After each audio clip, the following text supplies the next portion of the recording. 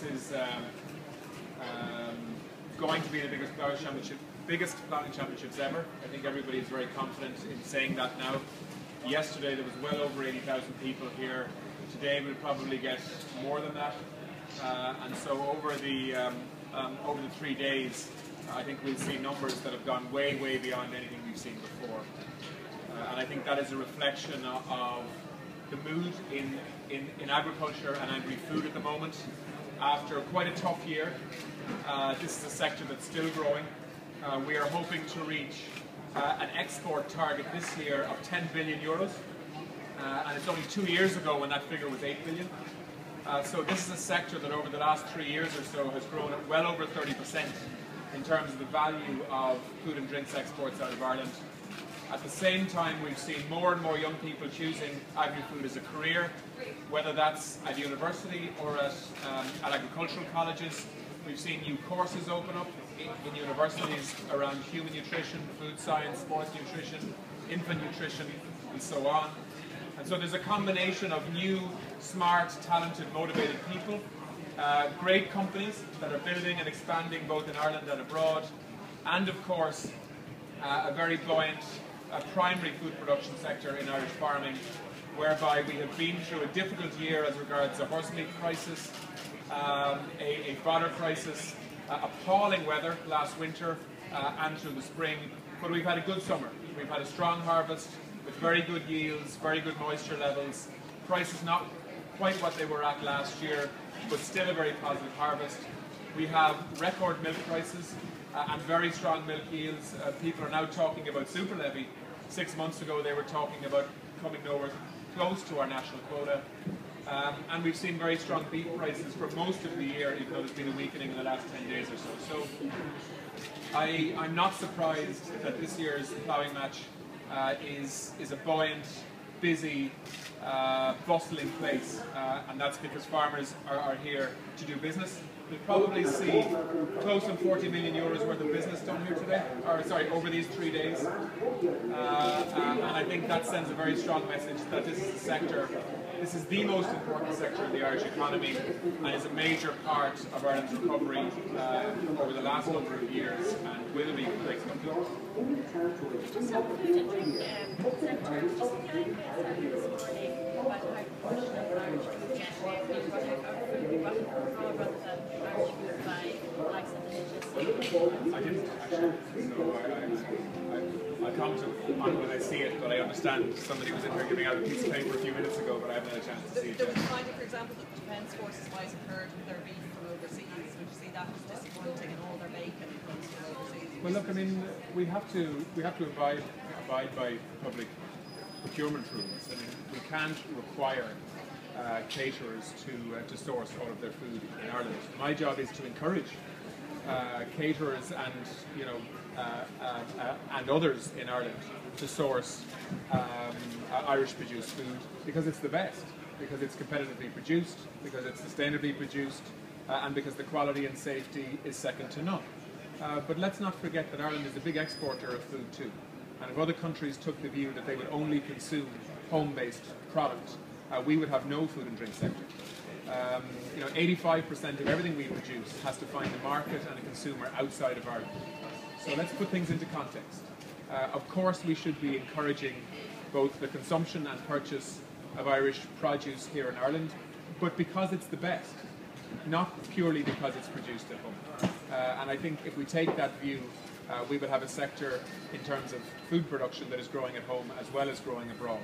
But people need to be clear. There are procurement rules here. There are things that we can't do under EU competition law around requiring home sourcing. But that doesn't mean that that we shouldn't be encouraging that, but on the basis of the quality of ours. Any other questions? What's the update on the trilogue talks? How are things going there? Great news. Mairead was there. Maybe I'll let Mairead update you on it, but it's very positive. Yeah, well, the deal is now finally done. The Minister would have put through 98% of it in June, and last night we dealt with outstanding issues.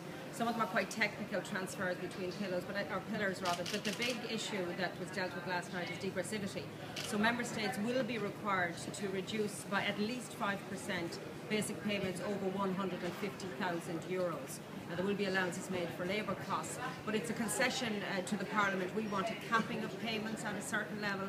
The Council weren't so keen, but we got a compromise on that. And the next step is that on Monday in ComAgri in Brussels, we will vote on the 4 packages, direct payments, rural development, what we call the horizontal regulation, and the market organisation.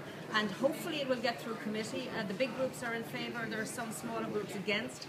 And after that it goes to the full plenary of the European Parliament. And there's a critical issue, and the Minister will be aware of this.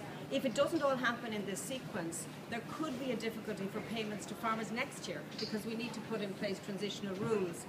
In other words, we'll have the old schemes but new budgets. So there's an awful lot of technical and political work to be done between now and the end of the year. But I mean, I'm glad to say at ploughing day 2 that CAP is done and dusted. It's been a long and a difficult path, and the Minister was directly involved in it as the Parliament was.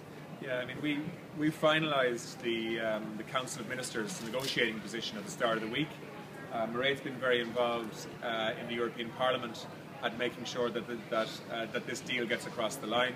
We had a political deal at the end of June, which was about agreeing 98%, as Mairead says, of CAP. There were some outstanding issues relating to what are called MFF issues, multi-annual financial framework, which is budgetary decisions that were made by heads of state back last February. Those issues, the Parliament was insisting on having a say on some of those issues, and they have impacted now on making some relatively minor changes, but they were important changes for the Parliament. Just on the capping issue, even though there is now a requirement on countries to actually reduce payments by 5% on payments above €150,000, countries do have the option of introducing a cap at €150,000. In other words, no payment above that if they want to. And I suspect Ireland will probably take that route. Certainly I'd have a lot of sympathy for that approach. Minister, could I... I mean, not that many in Ireland. I reckon about 60. I'd have to get you the exact figures, but it's in that kind of range. And you know what we're trying to do here is by and large support family farms, full-time farmers, productive farmers, and indeed part-time farmers. The cap should not really be about supporting, very, very large, commercial entities. Even though it does support commercial entities in lots of parts of Europe, but by and large, the capping debate, once it's a capping above €150,000, doesn't have a huge impact from an Irish point of view. But I think it's important to send a signal out. And from my perspective, I don't think that farmers should be getting more than €150,000 in direct payments. Minister, the Irish Examiner survey this week showed that your personal popularity among farmers is soaring, while that support for Fine Gael among farmers is dropping.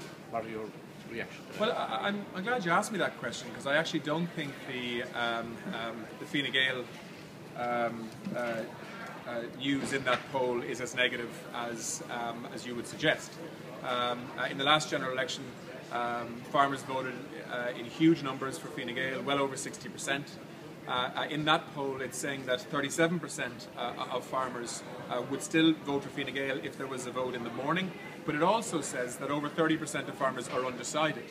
So the farmers that voted for Fine Gael that are now unsure are not committing to voting for anybody else. In fact, if you look at Fianna Fáil's support amongst farmers, it's actually reduced by 3 or 4%. So really what it says to me is that we need to see through our commitments and our aspirations for the agri-food sector, and those farmers that are wavering somewhat, who would have voted for Fine Gael in the last election, I think will come back to us.